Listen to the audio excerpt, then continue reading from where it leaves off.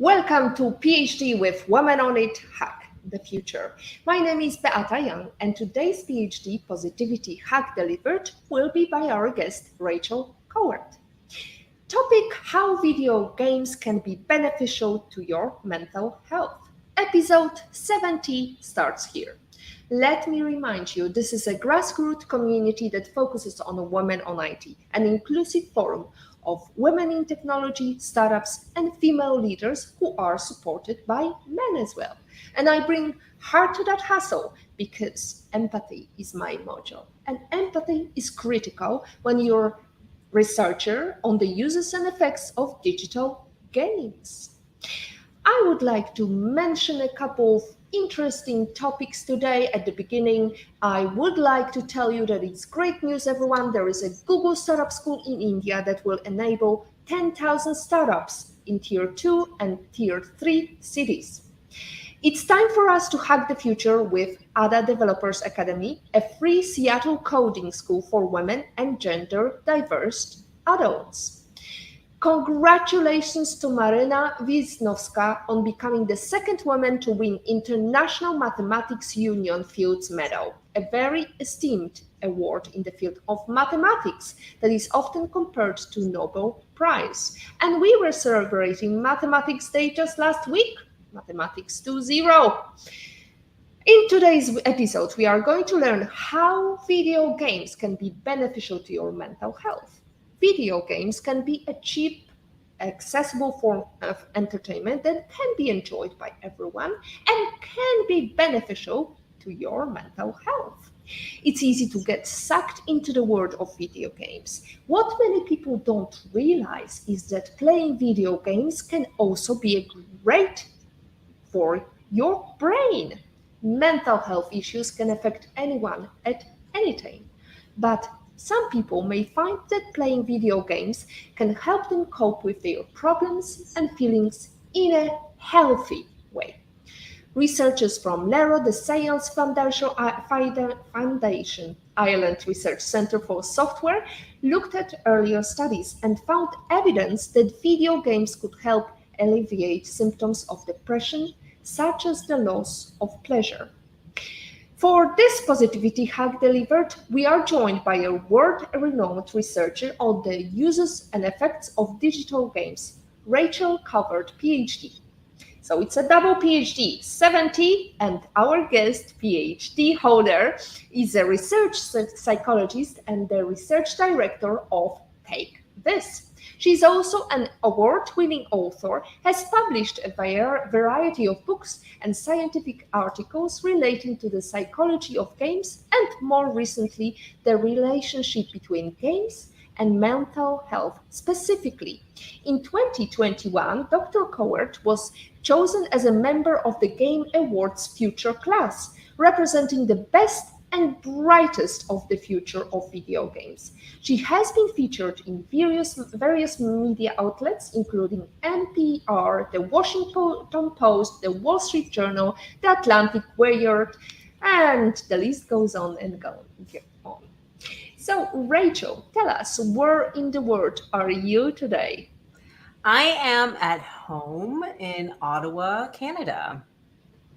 Beautiful location. What's the weather like? It doesn't look that warm. It is actually. I'm wearing a sweater just because it looks good on camera. It's warm. It's summer. It's a good 27, 28 degrees today. Yes, and you got rid of your kids. You're having a very quiet environment. We had a prep call and we had a little toddler grabbing your attention. Yes. Yes, I have lots of children, but they're all in summer camp, so it's great. It's a great time when children are away. We can behave badly and play video games. Do you play video games often? I wouldn't say often. I do play games. I love playing games. But I have all my children are under 7, so they require a lot of time and attention, and I also have a job, so not as much as I would like, but I do have a soft spot in my heart for them. It's great to hear. Hopefully you will mention some names we are not going to reveal right now. But look, today I read actually very interesting article because I was preparing for the topic of bias in technology. And since we are talking about games, it was very interesting to hear about Xbox problems because they were preparing to launch their games, and one of the developers decided to test this game at home with her kids and family. And it turned out that the game was not recognizing her children because the artificial intelligence only was tested on adults, and majority of them were white males. So maybe not the greatest topic to start when you want to keep the healthy balance, but can you tell us what is your objective when you do a research on healthy benefits for gameplay? Yeah, I really come from kind of a game positive perspective. I want to reduce trepidation that parents or people who just aren't familiar with games may have when it comes to talking about finding a healthy balance in games. I mean, my kind of research disposition has always sort of been to kind of tease out fact from fiction. It grew out of the stereotypes of gamers being seen as kind of these antisocial, overweight, aggressive kind of community of people. And as a gamer my entire life, it's like I hadn't seen that as being the truth about people who play games. So my research work always started with like, is this true? And is that a valid concern that playing games is going to make someone overweight and antisocial? And now today, when I talk with my work at Take This and the work I do, the advocacy work I do on YouTube, it's all about bringing that information to outside of the research community in a way that is meant to reduce fear and kind of provide some clarity about what games are and what they aren't and what role they have in our lives and how we can find that healthy balance. It's interesting that people like to complexify and scare others about social media, about games having bad effect. So your positive outcomes, what are the three major outcomes of playing games that are very positive? Oh, there's so many. Social connection is probably number one. You know, the stereotype of gamers has always been they're kind of like these antisocial activities that are sought after by antisocial people, and that couldn't be further from the truth. Games are incredibly social. So I would say social connection, along with that, like a reduced sense of loneliness, all those positive social benefits. Another one would be, you know, games and learning. We learn a lot of things from playing games, and it's not just playing the games that are intended to teach us things. Like when I was a kid, I played those math games where like equations would show up on the screen and you would like shoot them with your spaceship. I'm not talking about those. I'm talking about games that we want to play, you know, games like Civilization teach us about world history, or, you know, MMORPGs can teach us about leadership and resource management, that sort of stuff. So there's a wealth of things that can be learned from playing games. And I guess the third one would be stress relief. Games are fun. It's like you said, a lot of times people kind of put games in this like side black box, like it's something totally different. At the end of the day, it's just another way to have fun, and fun is important throughout the lifespan, especially for stress release. So those would be my top three. Fun is important throughout your lifespan. So I like that quotation, Rachel. We have a couple of gamers I can see here. Jane is saying, hello, Beata and Rachel. Looking forward for today's topic. And I see also Leszek Król, who is actually the creator of University of Games. He's a great predecessor for many great games developed in Poland.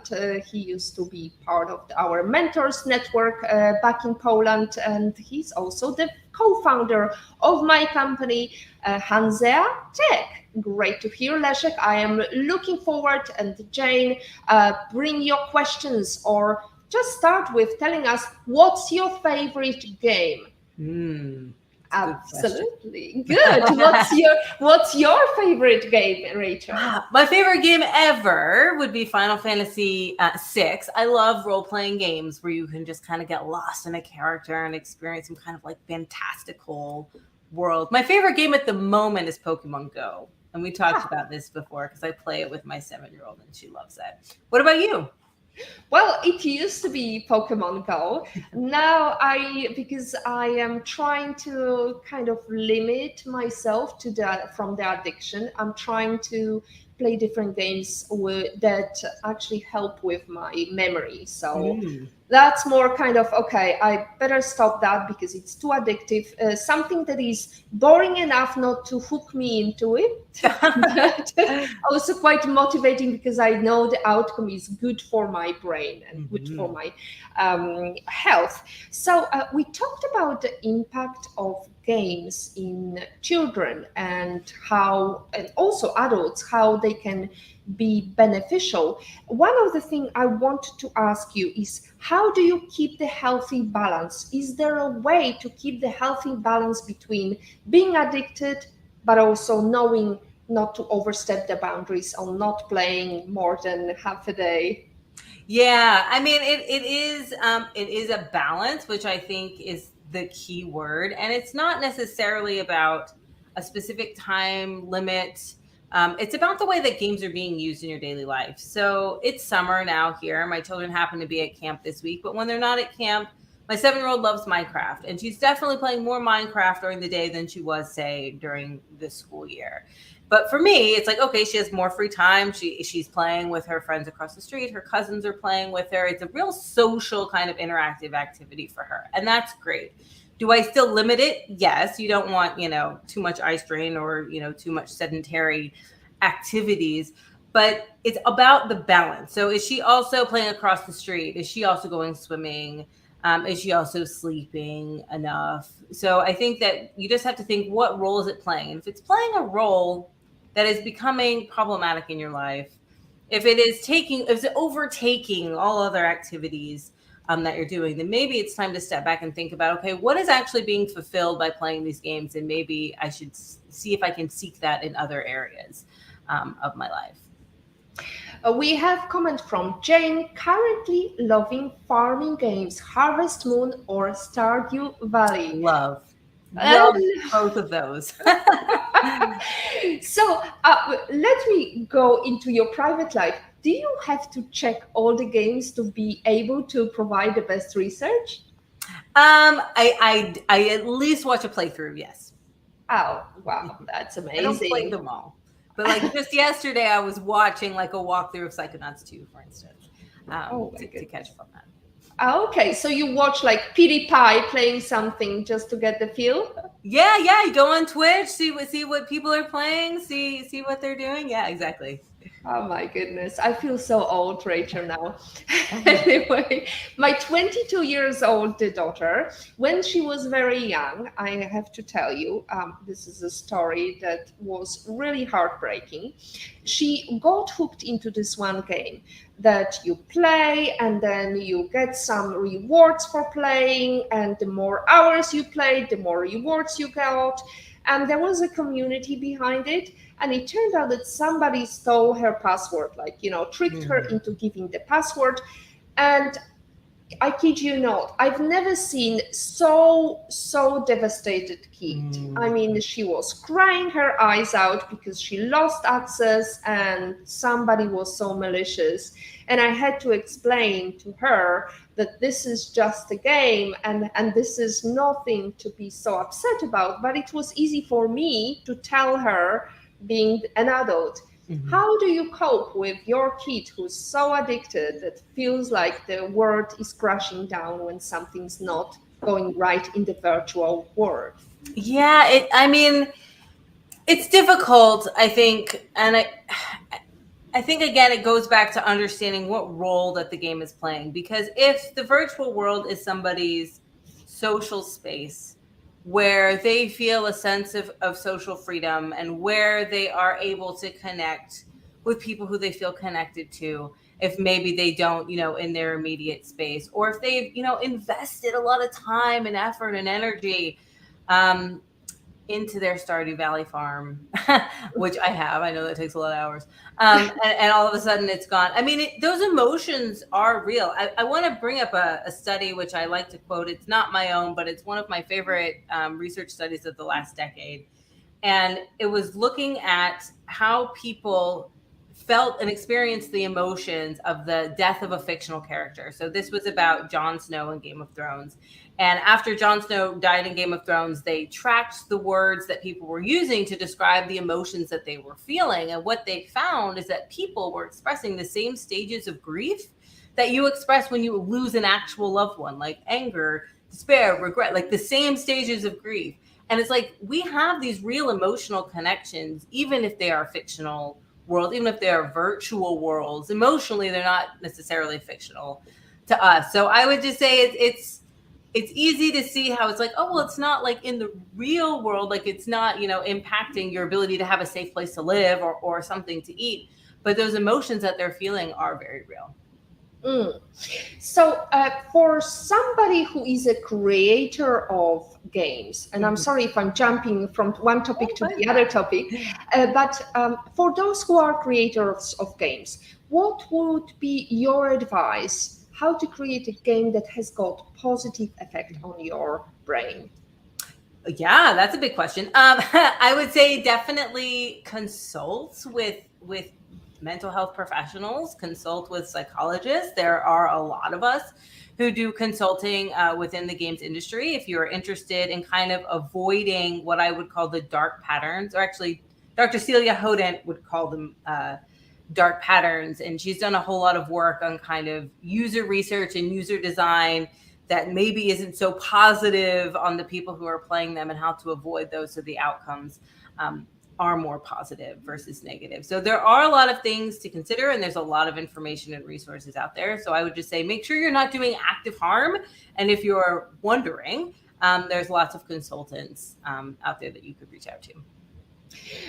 Great. Well, Rachel is one of them. If you have questions, please do not hesitate to ask it. Now we have Jane is asking, what's your opinion on some games that exploits kids, like Roblox? And I have no idea what's the Yeah, there was some documentaries coming out about the way that Roblox structures its system. So it's difficult to talk about Roblox as a game because it's not really a game, it's a platform where kids can then use and create content on their platform. So it's kind of like user generated content, but it's largely children who is creating this content that's then like sold on the marketplace in Roblox.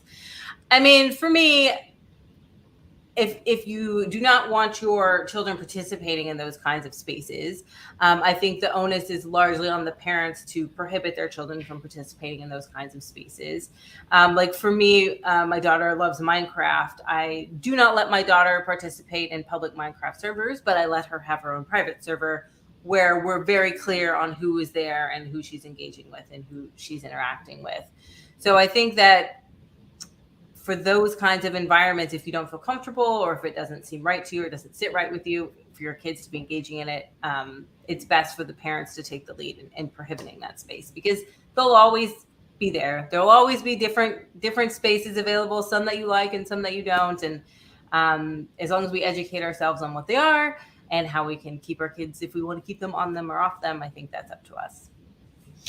Right, we talked about various platforms, and it relates as well with all the social media platforms, because we know that Facebook has got some games incorporated within a platform, and with just like any tool, technology is there to help us, to serve us, and it's up to us to use it for social good. So now we talked about the benefits. We talked about how to avoid. Maybe you could talk as a parent. You could give us an advice on how to explain to kids that there are benefits, and you have to be aware of these black spheres of the internet. Yeah, that's such a hard question. I did actually catch my daughter once on a public Minecraft server talking to people, and that I had a moment, I tell you, when I saw that happening. And I did try to explain to her that, there are people on the internet who are not necessarily kind, just as you would explain a stranger, a situation about how to approach strangers, like in face-to-face environments. You have to tell them, the same is true in gaming spaces, although it's more tricky because you can't see them. Or if somebody says that they're somebody, they could be lying about who they're saying they are. And with young children, it's more difficult because I know their brains can't actually really comprehend this idea of people pretending to be other people, or why would people lie. That really comes later with age, with being able to take better perspective taking and that sort of thing. So as younger kids, it's all about parental controls.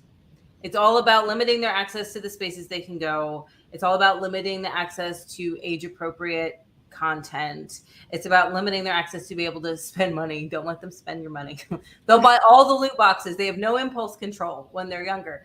And as they get older, I think it's more about slowly explaining the way the world works. There's bad people everywhere, and that's absolutely true in games as well.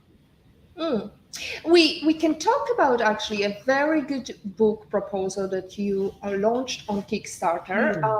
We just talked about the fact that you didn't manage to gain funding, but I think it's very interesting content on this book. Not only it talks about invisible friends, so those that you meet on social space, the secret to success, here, there, and everywhere. And you actually made an effort to have it focused on educational aspect, entertaining, and inclusivity.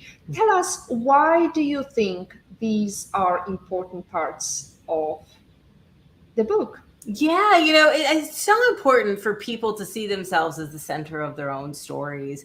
And it's interesting because Invisible Friends is about online stranger danger. And I actually wrote it after that incident with my daughter with Minecraft, because I didn't know how to best explain or demonstrate to her that some people on the internet aren't who they say they are, and what the danger is in sharing personal information online. So I wrote the story with children at the center, because we learn the best from people and models who look like us. So children learn a lot more effectively from children than from a lecture from their parents. And so I created this whole series. It's called Tales from Cloud Canyon, that are topical short stories with different lessons for children, taught by children who look like them. I learned that children's books are not very diverse. They're not very inclusive. Girl characters make up less than half the characters in children's stories. And when you start looking at minority populations, the number gets exponentially smaller. So I wanted to create books that kind of celebrate the diversity of the world we live in, and make sure everyone could see themselves as the center of their own story, and with the power to create their own futures. So I did kickstart the books. They didn't meet the goal, but that's okay. They will at some point exist in the world in some form or another. Oh, absolutely. We keep our fingers crossed for that, Rachel, and we'll keep our audience updated. So we have got a comment from IPOV, and I suspect that's my husband who wants to share a story. I just loved Sid Meier Alpha Centaurus. GP2 by Micro Pros was really the first classic F1 race car sim. Nowadays, my wife stops me playing. Lol. Well, somebody has to be the boss of the household. There you go. Anyway, we've got Agata Bellon. Fascinating discussion, Rachel. Another great guest, Beata. Thank you. I am curious how you feel about the way gamification has crept into so many vestiges of life. That's a big question. That's a great question. Gamification is almost like a buzzword in every field, and has been for the last maybe decade. I think that gamification is a great motivator. We've been doing it forever. We just haven't called it gamification. If you think about, chore charts with stickers, in some sense, that's a form of gamification. Who doesn't love a leaderboard? Who doesn't love like the objective reflection of the work and the effort that we're putting into? So I say gamification, great. It can be a great short-term motivator, and I think that it has really enhanced, our physical health, our mental health. Think about everyone who wants to hit the 10,000 steps, right? That didn't exist before, and now we have kind of this metric and a little cheer and a little badge when we do it, 100 days in a row or whatever. So I think gamification generally, I don't see a problem with it. I actually love the fact that there are so many companies that focus on the beneficial aspect of gamification. And for example, I was really fascinated by Foursquare, and now it's Swarm, I believe. They renamed themselves. Foursquare idea about gamification, and also Google Maps, as we know, is gamifying their app to make it more applicable and more exciting for people. That's another topic that is so wide. I think Rachel will have to invite you for another PhD. We have question from In Love and in Pain. Hi, Beata and Rachel. Games can really be beneficial to our mental health, but can sometimes give us stress when we can't move on to the next level. Do you feel it too, Rachel? Yes. I, to this day, hate playing first-person shooters, not because I don't like the genre, but because it is really stressful for me when I just am not good at it. And I'm just constantly dying and having a really hard time. And I've told this story before, but it's so true. In games like Grand Theft Auto, you're in the game, you're kind of committing these crimes and the police come after you, and there's stars ranking how much in trouble you are. And when you get to about 2 stars, like the police release, I can't take it. I can't take the stress of them following me. And I just give the controller to somebody else. I'm like, please get them away from me. So yes, I feel it. It's frustrating, but a good game challenges us appropriately, and eventually, we get away and we get over that hurdle. I love it. The good game challenges us appropriately. I like the fact that I actually posted on Instagram today's post, which was talking about the fact that games let us explore different avenues and bring creative solutions. So it's really beneficial, these aspects of playing games. Natalie Lanto is adding some comments. Some video games are very violent. Do you think they influence their players to be violent in real life?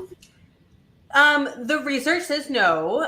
So in terms of a direct relationship between the consumption of violent video games and then behavior change, there's no evidence to suggest that. And actually, there's been hundreds, if not thousands, of studies looking at that. It's been very extensively researched that if you look at playing a game and then right after, or playing games over time, I mean, violent video games are very popular. Millions and millions and millions of people play them. And if you look at violent trends over time, actually violent trends have gone down, the amount of crime that's being committed. So there's no direct relationship, but it is something that commonly gets kind of scapegoated in the media when something terrible happens. But there's an example that Chris Ferguson, he's a professor at Stetson University. He likes to say, saying a violent perpetrator of crime played video games is like saying he wore shoes. Like, it's so ubiquitous now in our culture that somebody would play video games. So my short answer is no. I know I just gave a long answer. It's interesting because I think there are some people trying to replicate Grand Theft Auto with their trying to escape the police squad somewhere in the roads of San Francisco. But you say it is not the case. So why do you say that? What is the research really showing us? Well, your example is a little different. So your example would be something that would be more under a heading of called like gamification of violence, which would be behaving in a violent way that seems somehow inspired by the content within video games. And that's slightly a different beast. I'll put that over there for a minute. But the direct relationship between behavior change, because what the question is asking is, if I'm consuming violent media, is that somehow changing my behavior in a way in which I am now committing violent crime? But our brains are really good at differentiating real violence from simulated violence. And the example I like to give is watching a really violent movie, like a Quentin Tarantino movie. And if you watch that movie, you can think about how you feel when you're watching the violent scenes play out. But then you could also think, how would I feel if I was like right there when that was happening? And the feeling would be completely different. That's because our brain is really good at partitioning these things. I know when I play Grand Theft Auto and I'm robbing a bank, that's not going to impact my behavior in any way to want to actually physically go out and rob a bank. And when I say, what does the research say? We look at trends of amount of people who play games. We look at trends of what violent crime has been over the years. We have done studies where you look at a whole range of things like consumption of violent media, but also peer delinquency and previous exposure to violence and all those sorts of things. And when you run them in the statistical model and you look at what is impacting somebody who would commit a violent crime or somebody who has committed a violent crime, media is all but insignificant when you consider things like peer delinquency and previous exposure to violence and frustration tolerance, a low tolerance for frustration. There's a lot of other factors that are well established in the research from studies of people who have committed violent crime that make a significant impact for somebody to want to behave that way. And media is all but non-existent. Things that you're talking about, the gamification of violence, that is not my area of expertise. I am just starting to learn about that, but that's kind of a slightly different, being someone who would be prone to committing violence anyway, doing it in a way that seems inspired by the content they're consuming in the media. But we could say that too for movies and television, and games are not necessarily shown to be particularly unique in that way. Very interesting dynamic. Thank you very much, Rachel, for honesty. Jane is saying yes to leaderboard grinding. Now, Patrick says the US SEC chairman recently expressed concern about stock market trading platforms adopting gamification concepts to promote stock trading. Any thoughts, Rachel? They want to make money. They want to make money, and that's going to promote more engagement. Like gamification, the point of gamification is to keep somebody engaged. So yes, I could see that as being concerning, but I guess not. I don't know that much about stock trading, but I guess that's not necessarily illegal, right? The people are there to trade stocks anyway. But maybe a little manipulative. Interesting. Well, thank you, Patrick, for giving us some food for thought. We are hoping that Rachel is going to dive into the topic and see that. Anyway, maybe new article, who knows? Absolutely. So we are back to the fact we are talking about how video games can benefit our mental health. So we talked about the fact Pokemon Go being a great game that is letting us go explore the world. Now, I know that many Pokemon goers had to be locked down, and what do you think would be your solution to those who would had to change their behavior during lockdown? Yeah, in terms of game, well, games were a great tool during COVID lockdowns. I wrote a Medium article with the title. It was something to the effect of like, were games the saving grace of COVID-19? In the beginning, I mean, Pokemon Go, because it was a physical game where you were close to other people, obviously you couldn't be playing that. But other games and other game adjacent spaces, I want to say like Twitch, had like a 10-fold increase in the amount of people both live streaming, but also watching live streams of other people play games. Games really provided kind of the last standing, fun, interactive activity that we could participate in 6 feet away from each other as we were during the lockdown. So I think that video games were actually the saving grace, and the fact that my child could play Minecraft with her friends from school when she wasn't going to school and have that interactivity, right? That's what's different about it. It's a lot different than sitting on Zoom and having dinner with somebody. Being able to be in a shared playful space and have those experiences together, have that sense of camaraderie, and it reinforces, friendship and, stress release and all the things that come with play. Games are really critical during COVID-19. And that's why we started to see even positive headlines. I've talked about this before. There was an article out of Good Housekeeping that said, like, playing games with your family is a great thing to do. And it's like, never thought I would live to see the day that a Good Housekeeping article would be encouraging, video game play. And we were seeing that during COVID-19. Absolutely, especially those of us who had to look after children, and games were the only release of stress when you had to deal with work during COVID. So we have a comment from Laura Peden.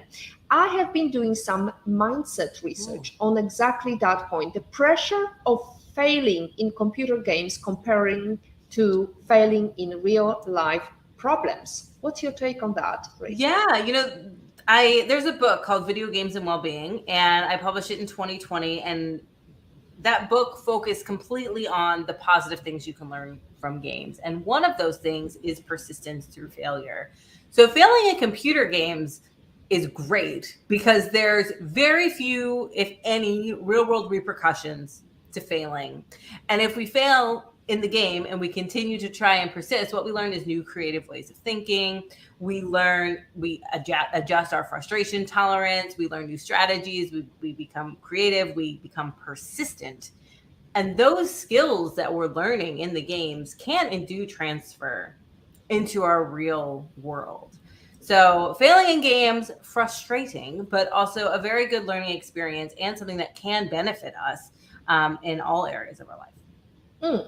As long as you're not getting addicted. So what would you say are the signs of addiction? What are the warning signs for anybody who's playing game? Yeah, so gaming addiction is a really popular area of research at the moment. But I think there's a differentiation that needs to be made between being clinically, what you would consider clinically addicted and what you would consider kind of using games in a problematic way. If you're using games in a way that is negatively impacting your life, or if you're using them in a way that is causing you to not meet your responsibilities, if you're using them in a way that's making you feel bad, in that case, those would be signs that you might want to seek professional, external help. But the thing is, it's not so much about the game. When we talk about game addiction, I think the assumption is that it is something about the content of the game that is driving a problem behavior. And in the research, that actually has not been established. There hasn't been anything that's been uniquely determined about games to be in somehow addicting, like a way a chemical would be addicting. But rather, it seems much more likely that games are being used problematically because they're being used to compensate for something. They're being used to cope with something else completely. And this is a really important point, because if you go to a mental health professional and you say, I'm addicted to the games and the games are addicting, what that would lead to is, okay, take the games away, right? Because it's the game that's causing the problem. But if it's, I'm using games in a way that's causing problems in my life because I'm lonely or I'm depressed or I have high anxiety, and I'm using games as a way to cope with that, that's totally different, because then the treatment plan would be treat the depression, treat the anxiety, talk about the loneliness. So if games are in some way causing problems, or you think they are, I would seek a mental health professional that understands that games are sometimes used as tools, and sometimes those tools are being overused, because when it comes to treating whatever it is driving the issues, it's really important to look beyond the game itself, because again, the research doesn't point to the game itself being the source of the problem, but it being what they call a maladaptive coping strategy. The games have become the focus of coping with something else completely. So is there like a game addiction withdrawal syndrome, or is that something that is happening? Yeah, so withdrawal is a symptom of classical addiction. So if you look at the guidelines that the World Health Organization set out for game addiction, withdrawal is a component of it. But the guidelines set forward by the World Health Organization are not widely endorsed or validated as of yet by mental health professionals across the board.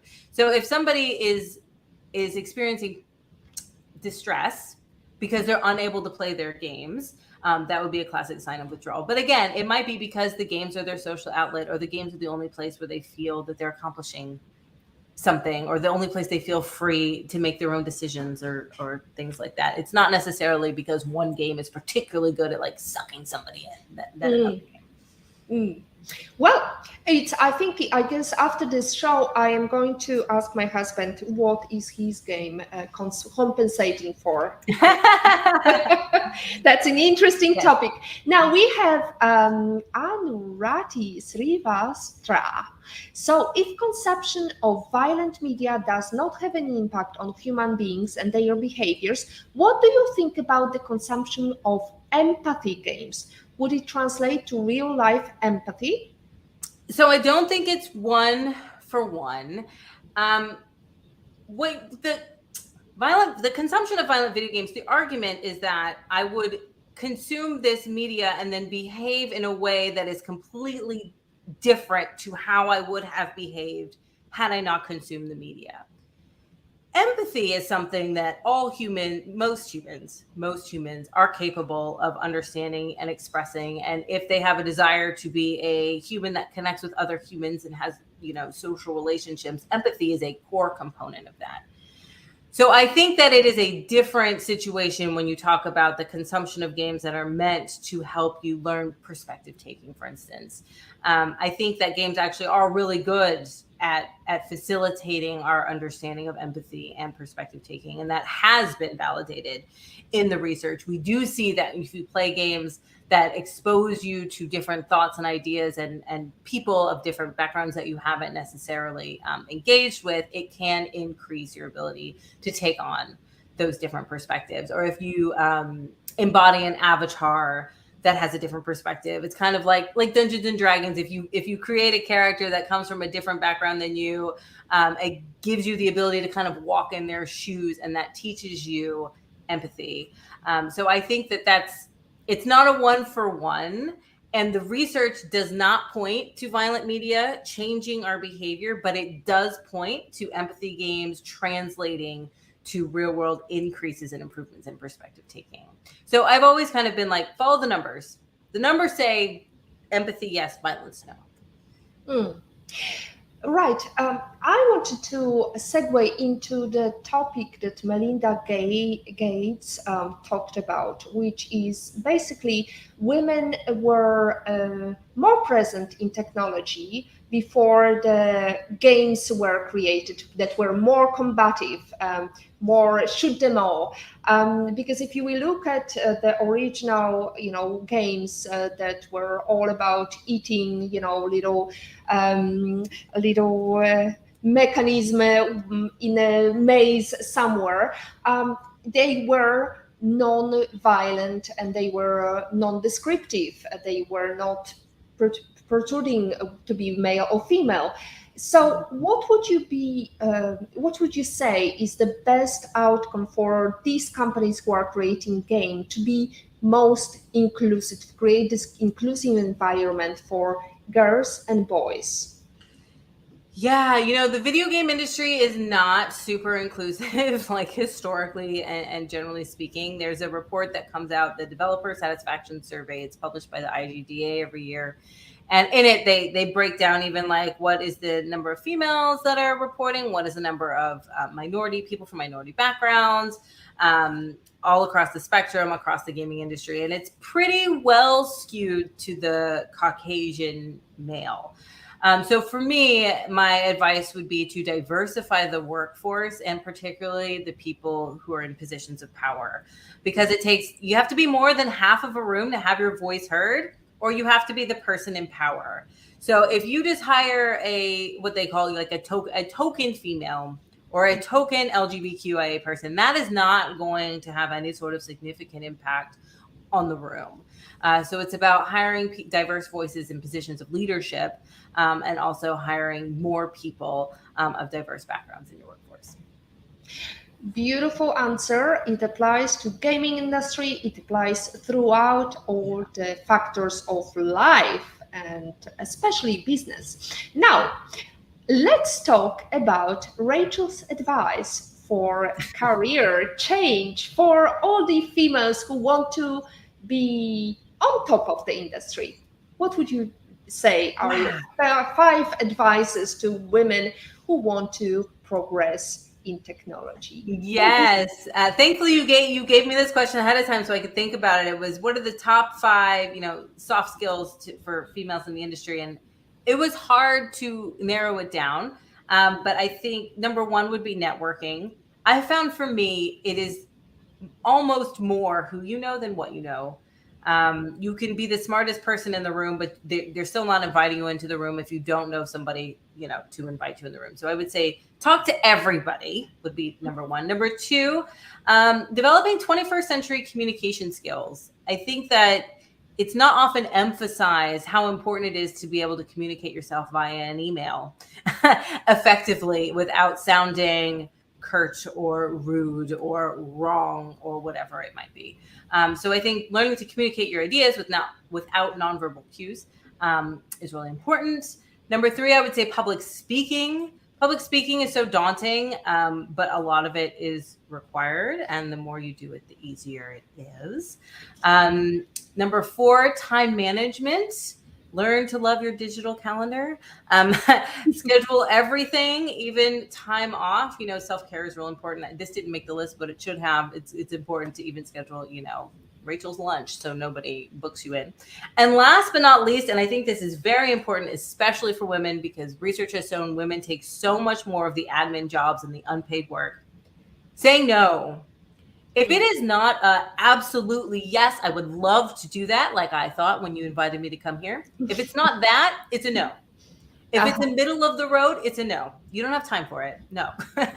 Only do the things that really excite you and really make you passionate, and learn to say no to those things that you just don't really want to do, because there's only so much time in the day.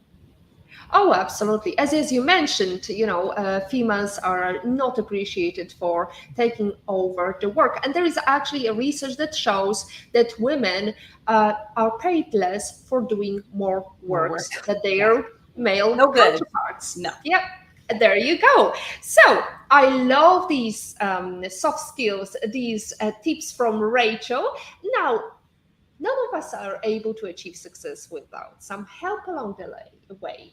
Is there a particular person you are grateful towards? And can you share a story about that? Yeah, my mom has always supported every decision I ever made. And I think that having a strong female advocate really helped. Because I think a lot of times, especially as females, like, I want to go into a male dominated space. I want to go get my PhD. I want to move to another country where I don't speak the language. I did all those things. And I think it's really easy to be like, are you sure? Versus like, you want to do it, you go do it. You can do anything you set your mind to. And that's how my mom has always been with me. And I think that having that has been incredibly beneficial. The story I'll share is that when I went to get my PhD, I moved to England, and I had not ever lived in another country. And I got there, and it was Northern England, and the accent was really thick, and I couldn't really understand. I hadn't adjusted yet. I wasn't able to understand anybody. And obviously the fashion was very different. And I called my mom crying like the second night there. I wasn't even on campus yet. I was still in the hotel. And I was like, what have I done? Like, what decision did I make? I don't understand anybody. Everybody looks weird and whatever. And she was like, Rachel, you can always just come back home. And that just like a little practical, like, you have the choice. Like, nobody's forcing you to stay there. You have a return ticket. Like, you could just come home. And I was like, right, okay. But knowing that I could, knowing that the support was there, just that little mindful reminder, like, you are the guider of your ship, and you can do what you want to do, and I'm here for you. It's invaluable. It is indeed. Well done to Rachel's mom. Greetings. She's probably watching. Hi, Mom. Hi, Mom. Lovely to see you. Great daughter you have. Now, Rachel, you've achieved quite a lot of recognition. How do you do that? You've got 3 kids, you're looking after them, and our youngest one is 1. How do you achieve such a great balance of work and personal life? Yeah. I live by my Google Calendar. I'm not joking. I live by my Google Calendar, and I have a very supportive spouse. And I also think that that is really key, because it's not, you only see one person here, but it takes a village of friends to support me. And the people that take this are so wonderful. I work with a group of people who are incredibly inspiring, and I wake up in the morning wanting to work with them and wanting to do more with them. And then I have a spouse who, when I say, I'm in a meeting, can you hold the baby? Always does. And so that's really helpful. Oh, great. Well, I have to say that I loved your comment about saying yes to our live stream.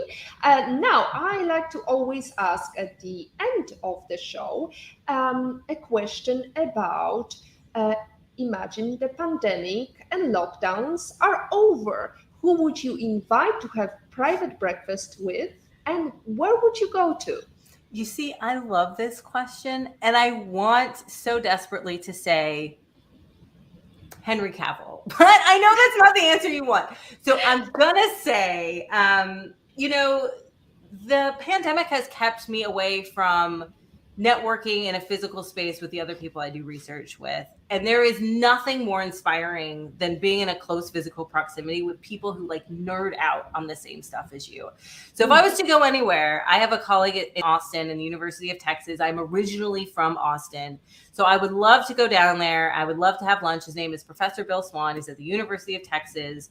There's a little pancake place called Kirby Lane. They have fantastic chocolate chip pancakes.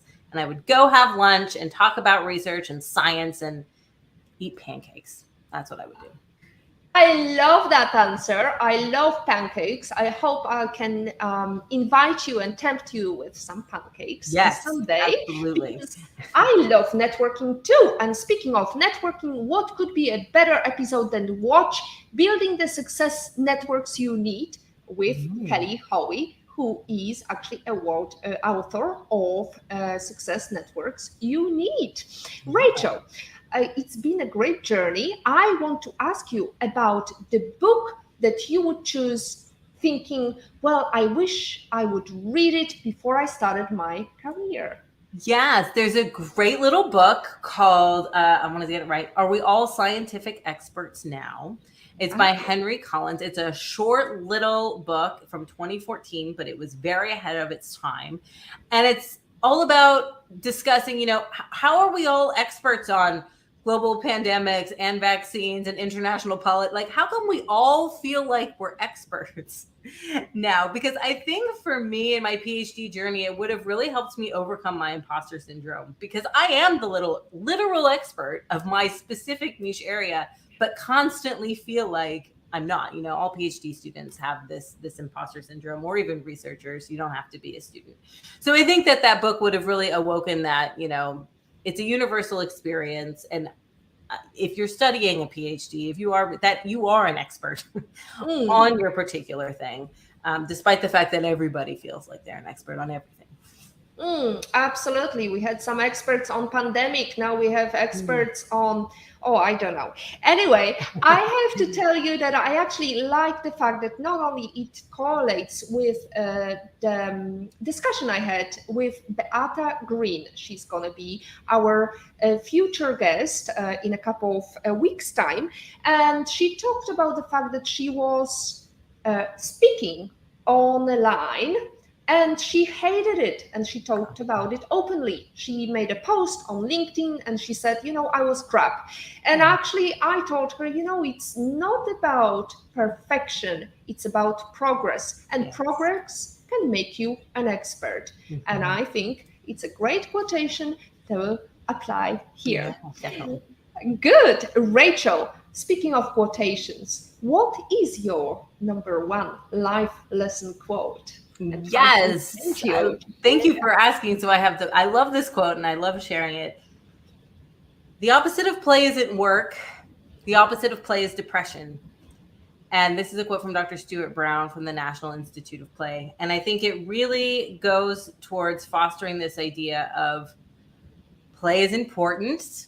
Taking time off is important. It's not just about working all the time. And a lot of times we think the opposite of play is work. If we're not working, we're playing. No, it's very important that we have this time to be frivolous and to be free and to be silly and to be funny. Because the opposite of play is depression. So let's all remember to be a little more playful. Pick up that Pokemon Go, play a little Stardew Valley, whatever it is you're into these days. Games are great vehicles for play. And we should all be, a little bit more playful. I love that. Thank you very much for that encouragement, Rachel. Sometimes life is like a video game. That's another quote brought to us by Racy, who's actually in production today. Thank you, Racy. When things get harder and the obstacles get tougher, it just means you leveled up. Laura Pace said that great quotation. Right. I think this is all from today's show. It's been amazing, Rachel. Thank you so much. We posted your website, a link to your website. We are looking forward to your book in the future. Next week, we are going to talk about how to break the bias in tech. This is very related to games, to technology, to males, females, ethnicity, whatever the outcome is, which is creating better products in games, in technology, in future.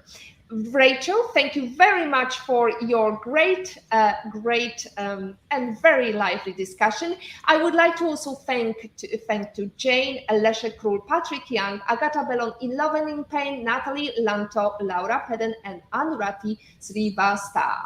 I'm hoping that I said these names right. Rachel, thank you once again for a great show. We are looking forward to talk about gamification in the future. And that's it from episode 70 of PhD Livestream. To stay updated and ensure you never miss a positivity hack delivered, follow Woman on It and turn on notifications to be alerted once a video has been released. So, as always, our positivity quote comes from positive thinking only and goes, look for something positive in each day. Even if some days you have to look a little harder or go through that next level of game. If you don't like something, change it. If you can't change it, change your attitude. As Maya Angelou says, today is your day to hack your future. Hack the positivity you want. Thank you.